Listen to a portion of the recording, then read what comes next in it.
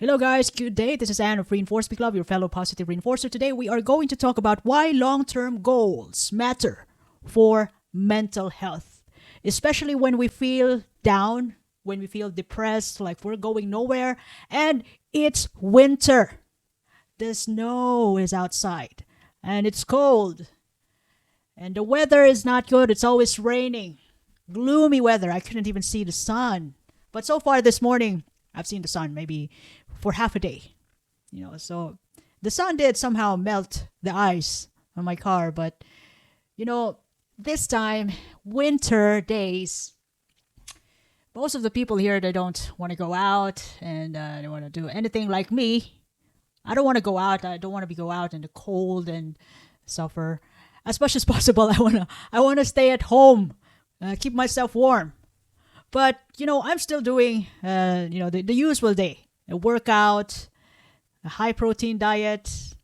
I actually went outside today, go for a walk because the sun was up, and I can see the snow uphill. So far, we are. I live near the sea, so somehow there's less snow here, just a couple of ice that's melting. The danger of black ice. But going back to our topic today, the way this day is gloomy, and these are for the people who feel stuck, like they're not going anywhere. They feel unmotivated, plus they have alcohol at home. So, look, I'm just here to remind you for your 2025 goals. And so far, maybe I wasn't been diagnosed before, but yeah, I also experienced that kind of life wherein I get up, I sleep early morning as 2 o'clock in the morning, and I get up at 2 o'clock in the afternoon or 3 o'clock in the afternoon. I did that before, maybe when I was in after the graduation, when I did experience being unemployed after the graduation, and it was one of the darkest days. Yeah, I'm laughing now, but it wasn't funny before. One of the darkest days in my life, the way when you feel like you're not going anywhere. I have no goals, dreams. I feel like hopeless. And the only time, the only time that I decided to do something about my life is that when I realized that I want to make a difference. To be honest, one of that goal is to be rich. I want to be rich. I want to be unstoppable. I was living in the Philippines way back that time, and I felt like, it's hard to go outside to those countries where I want to visit. And then I started to create a goal for myself, some sort of motivation to keep me up, somehow to help me get up in the morning that time. So what happened was, when I was unemployed before I got my job, my first job in the first hospital institution as a nurse, I was sleeping early morning, getting up late, seeing my friends, like almost nothing to do. And there are days when I went for volunteers in one of the finest hospital, the NMMC, and somewhere in a province, and in Red Cross. Yeah, no, I didn't go for Red Cross. I just did have the training, but I did volunteer in NMMC and in Balingasag, Balingasag Hospital.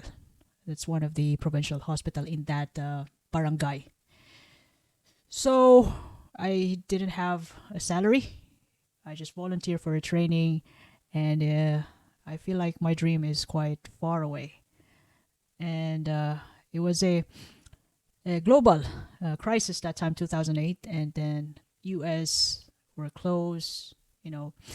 Nobody's hiring abroad, and the following year, 2009, 2010, they started slowly opening, and then that was the time when I started studying English, to take the English test and go somewhere else. Then I failed, and yeah, but yeah, it all changed when I started to really write or focus or target a long-term goal for myself. That is to be unstoppable, to do whatever I want, to be wherever I want. And I have to pay the price. The price is to study, to really overcome failure and fear. And I failed 5 times in English, and I still I got angry every time I failed. It's like, this is all I got. Now I'm gonna take it again. No one can stop me. And that made me stubborn to really get to my goals. And this is where I am now. I'm not really that perfectly successful, but I'm making progress somehow. So by the time I decided to really come up with a long-term goal for myself, another thing that helped me a lot is reading self-help books and financial books, budgeting and how to manage finances, investing, even property books. And I love it. And it changed my life when I figure out how other people who are smarter than me in terms of money, health, and life motivations, how can I, the way I was able to get a chance to brainstorm with them by means of reading their books. Now, this is how, long-term goal did transform my life. Although I'm not a perfect model, a perfect person in here, but indeed, long-term goal did save me from the pit, from the lowest point of my life. That time when I got disgusted about really being so negative and always in a low mood, and I used to hate the world before. So what the long-term goal did to me is that, basically it gave me a sense of purpose, a reason to keep going even if life feels overwhelming. The way I failed 5 times in English tests, I tried to study NCLEX, but I got low confidence in passing the NCLEX, and then I didn't pursue it, although I started it. I just focused on English test, and then since I keep failing, 3 times in the Philippines, so I decided to go abroad. But still, my long-term goal is still in my head, that I want to be, I don't want anything to stop me. Like, I can go to this country, I can visit in this country, I can work in this country. And this time, yes, indeed, I'm making progress. Here I am, I'm in Ireland, and I can get the chance to go anywhere I want. But that's still not the end of it. I have another goal, additional goal. So it's just I'm making progress. But totally, I was so low, so down, way back when I was completely unemployed, even though my dad is giving me 100% support. But, in my heart and in my soul, I felt nothing. No direction, nothing. And another good thing that this so-called long-term goal blessed me somehow. It actually gave me a motivation to take action. Even though I felt like I'm not going anywhere, but I still remain consistent. And still, even though things are not going well, at some point, I felt like my efforts are not going anywhere. But still, I still tell myself that maybe not this time. Maybe next year, but I'm still going to go for next year. Maybe not this time, but I'm still going to go for it. I'm still going to go for it. And then, that's how I developed the stubbornness. When I really want something so bad. And, working towards something can create a positive feedback loop. When you're making progress, although it doesn't make sense to, at that time, I felt proud of myself. And that builds momentum and confidence in me. That, I remain stubborn to really keep my eyes on the prize. That I'm going to get there. I'm going to get to where I want to be. And another thing is that having a long-term goal, it actually gave me focus, a direction in life. Goals offer clarity, where to invest time and energy. That even though I felt like I'm not really that smart. I still go on. Like, come on, life. Come on. Bring it on. So yeah, that's how I became stubborn, to really not take no for an answer if I want something so bad. And I also realized that having a long term goal, like a year, I'm talking about long term goal of a year, 3 years, 5 years. Matter of fact, is this time at this point, I have a 10-year goal. So I'm working on it. I love it. And yes, indeed, this is another way of coping mechanism. The way I've mentioned in my previous episode, this so-called intellectualization. Or, yeah, intellectualization, wherein, it's actually here. Wherein, where's that? Intellectualization, thinking a lot about something to avoid feeling sad or scared. So, yeah, I'm thinking a lot, I'm reading a lot. Intellectualization plus identification, copying someone because you think they're cool or strong. Identification because I want to do the things that my favorite authors, that I follow them on Instagram, I want to do the things that they're doing. I want to be like them. Not perfectly, but some, different qualities of my favorite authors. I like this guy because he's like this. I like this lady because she's doing this. So it's a mixed up of different books, different personalities. So intellectualization and identification, coping mechanism. So far that's what I identify to myself. I identify as rich. I identify as a millionaire. I do love properties. I have a big crush on property investing. So yeah, I'm working on it. It's not going to be that easy. I do understand, but I'm also not dreaming to become a billionaire. But somehow I want to have a property, a cash flowing property of my own, so that I can be financially free. That is my ultimate goal, to become financially free. Having this a cash flow every month, which can help me, which can help fund my lifestyle, and I don't have to work if that's the case. So I know I got to pay the price to really work my ass off to get it. And having a long-term goal is also a healthy distraction from negative thoughts and emotions, and it helps a person channel their energy constructively in a meaningful way. And when you're working on something, it's not only just about money.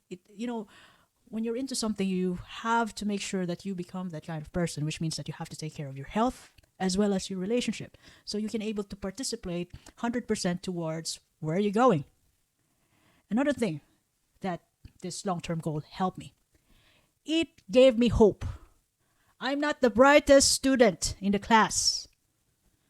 I don't even want to sit in the front, but my teacher put me in front because I am small. I'm petite, and my surname starts with B. So they put me in the front seat. Although I don't want to be in the front seat, I want to be at the back talking to my classmate and then take a nap in the class.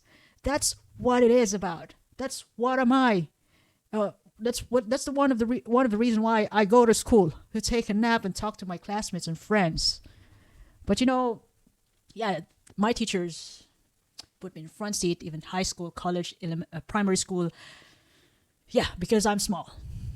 And then I just sneak out to really sit at the back when they're not around. They might not get to notice it until they call my attention.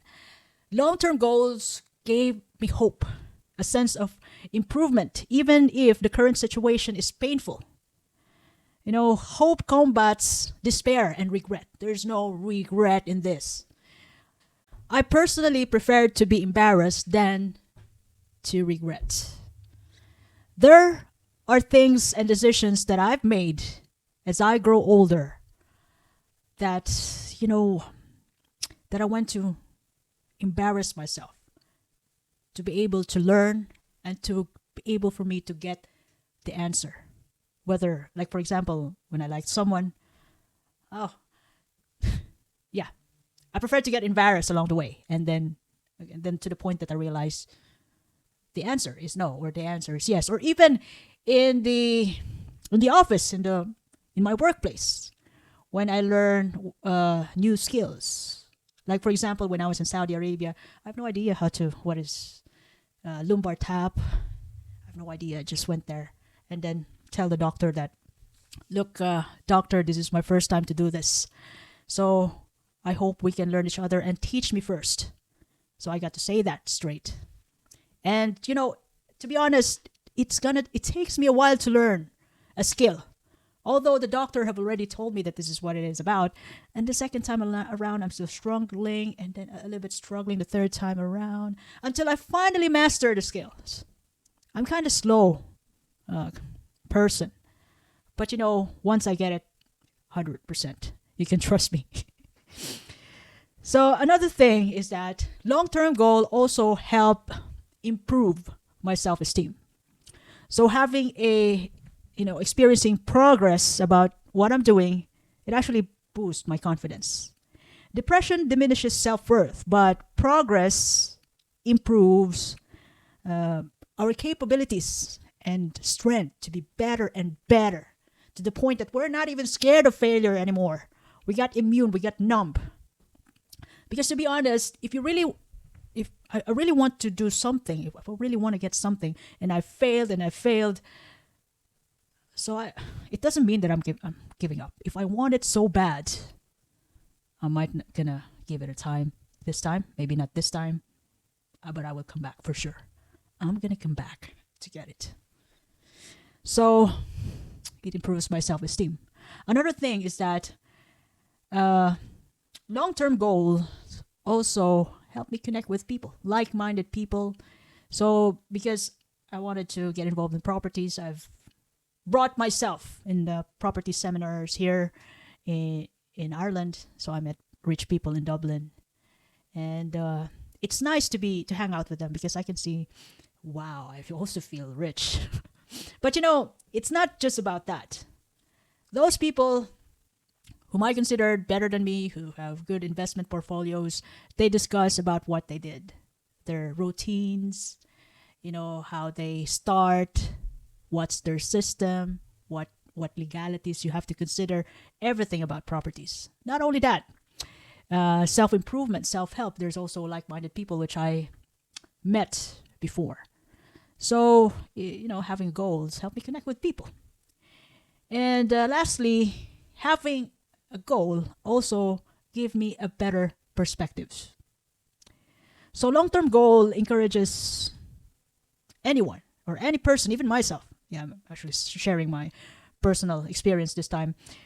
Long-term goals encourages a person to view current struggles as part of the journey towards where they want, towards their purpose.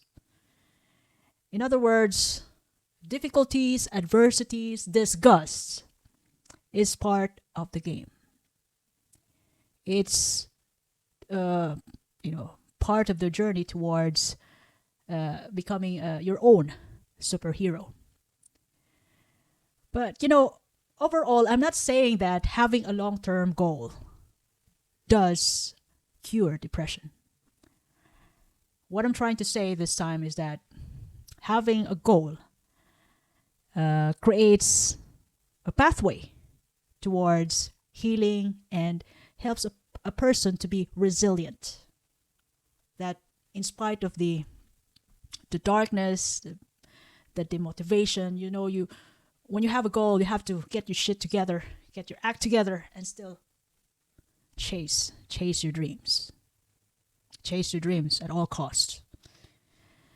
So, I hope I've shared a good shot for the episode today about how a long-term goal helps anyone in terms of mental health, like depression, anxiety, that, and especially this weather this time, winter. So if you ever love this episode, you can share this to your family and friends. You can follow me in YouTube, Facebook, Spotify, Apple Podcasts, even in Amazon Music. Reinforce Me Love. By the way, this is Anne, your fellow positive reinforcer. I do appreciate your time and have a lovely day ahead. Go for it. I believe in you. Look, nobody can tear you apart. Nobody, unless you allow them. Nobody. And of course, hard work pays off. I hope you enjoy your day, and thank you very much for your time. Thank you.